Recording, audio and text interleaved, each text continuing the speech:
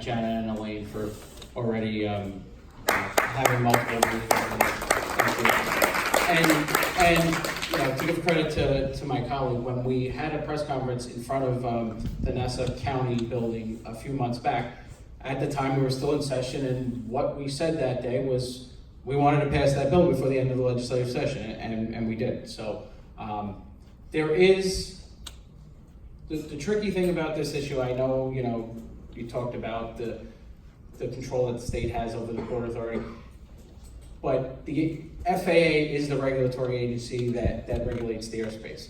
We did, going back, and believe me, I know that side of it. I, years ago, introduced the bill that created the Part 150 study and started the roundtables. And at the time, I was cold calling senators and assembly people in the state of New Jersey to get sponsors, because it's a bi-state agency, and you need anything you do here, you need to do there.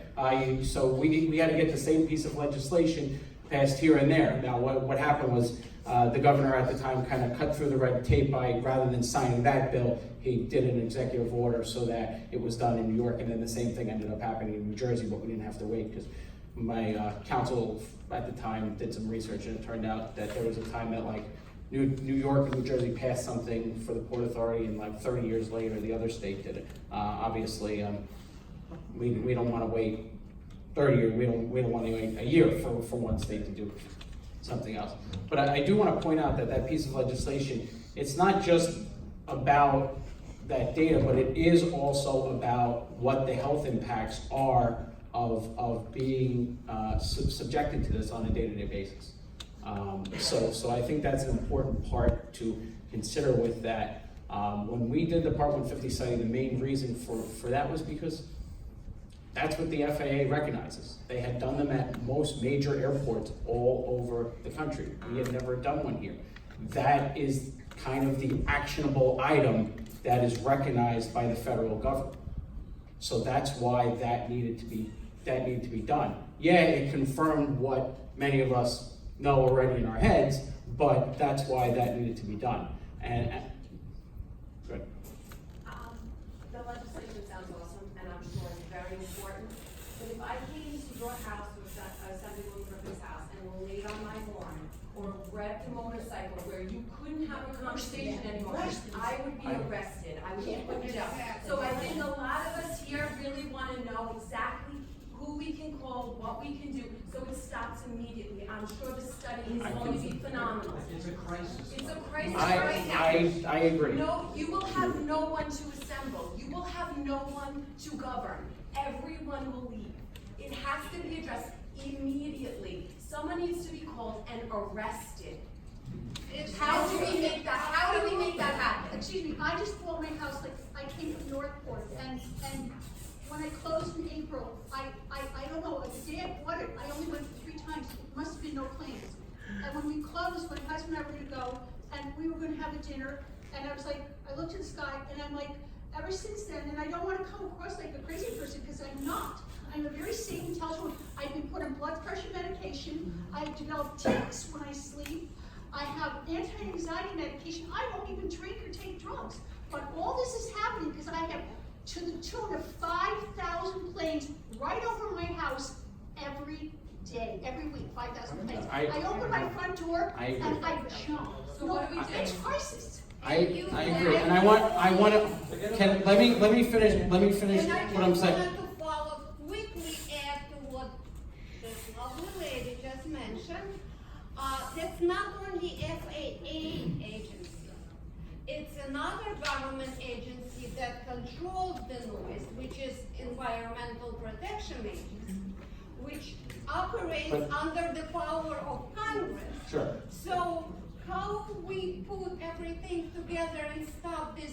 This is an emergency. And that's why I don't want to talk to you. Have a speaker tonight who is very knowledgeable about a lot of the technical side of this and agencies that are involved in all of that. So I don't want to take up too much of your time. I want to let them go on with their program. But I just wanted to thank Jenna and Elaine for the work they're doing.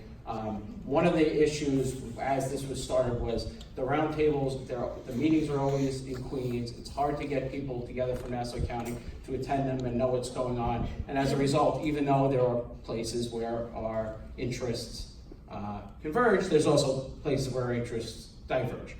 So I think it's important to have people engaged in our county, in Nassau as well. And that's really what they're trying to accomplish. There are, I don't know, well over a dozen, 2 dozen elected officials, 16 elected officials, offices that have gotten involved in this. And we do all have different pieces of it.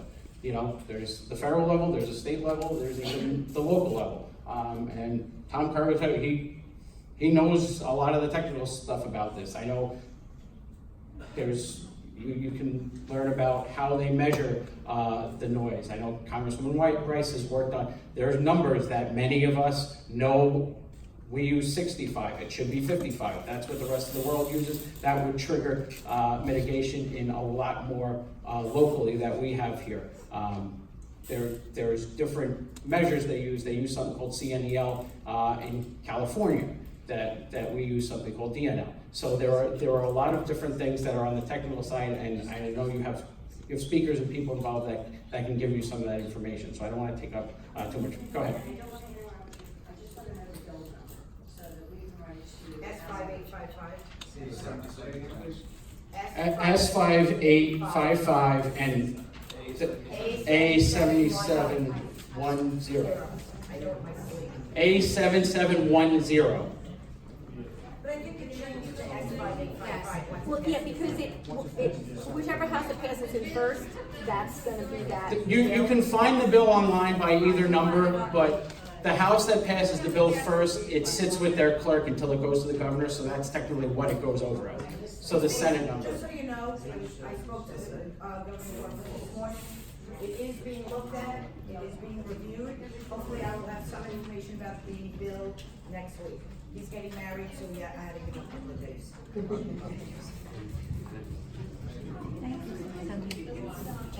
We want to thank Assemblyman Ed Rom for coming this evening. Please give him a round of applause for taking his time. I just want to